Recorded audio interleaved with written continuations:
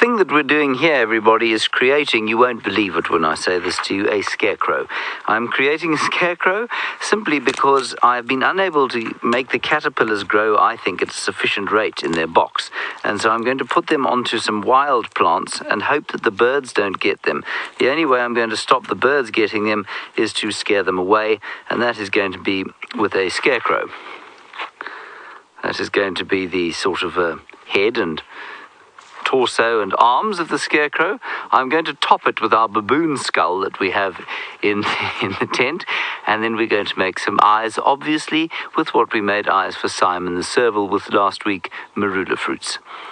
And that is going to be my scarecrow. So hopefully it will be done by the end of the show, and then it will make its, international television debut tomorrow. We'll call it Worzel Gummidge, in honour of Worzel Gummidge himself. I don't know if any of you know who Worzel Gummidge is. My mother's very favourite book. She still reads them when she's feeling a little bit sad. Good.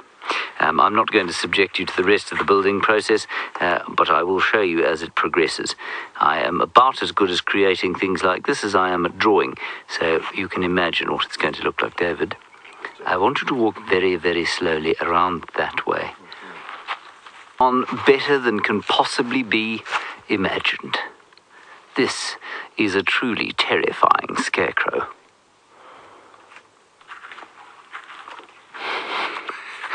Behold, Worzel Gummidge. Is he not rather special? Let me talk you through his construction. He's made of Terminalia sericea. That's his trunk over there. And here's his beautiful arms. We attached the arms to the trunk using Terminalia sericea bark that we plaited together and then tied him on. Very good. We used traditional gaffer tape to put on the more delicate hand extensions, which are just leaves of Terminalia sericea. And then, of course, we topped him with the baboon skull and put two traditional now marula fruits in his eyes, and I think no bird is going to come anywhere near the bush where the caterpillars are going to be living soon. Isn't that wonderful? So that's where he's going to stay. And yes, Kirsten, no, he cannot bite because his mouth is shut tight, but you'll find that most scarecrows are probably fairly immobile.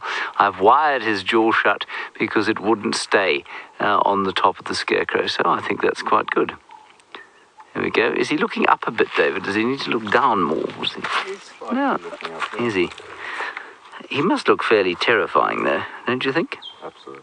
I would quite like the Djuma troop of baboons to come past and see what they thought of him. Anyway, I will put him in place, and then when you see us next, he will be in his position. I think it's probably going to be quite far down that way. If I'm not mistaken, that's probably where we'll have to put him. But we'll figure that out over the course of the next little while. I'm just wiring his jaw a little bit further shut. There we go. This thing will make every starling in the region rush for cover. Especially if we put some speakers next to it going, bow, bow. Right, we'll put him down over here for now. He's not of the most robust construction.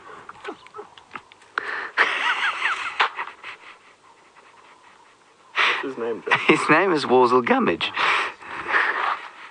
That is...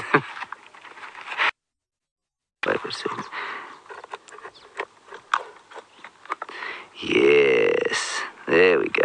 Oh, he's looking down a bit more. I may have to wire the back of his jaw shut as well. Just quickly look around here. Yes, now he looks, you see that he's got a very serious look on his face. Definitely.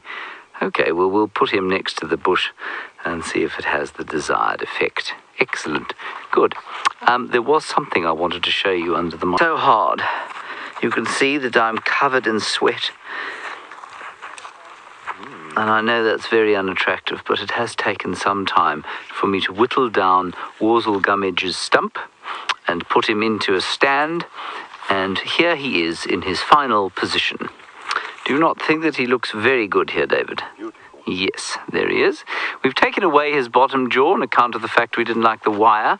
I may also have to replace his right eye, which is rotting. Yeah, and Kirsten, you're correct. You say he looks very scary. He does indeed. Below him here are going to be the caterpillars. This is where they are going to dwell. I'm going to come and plant a few more Waltheria plants around here in the hopes that I can, convince them to hang about.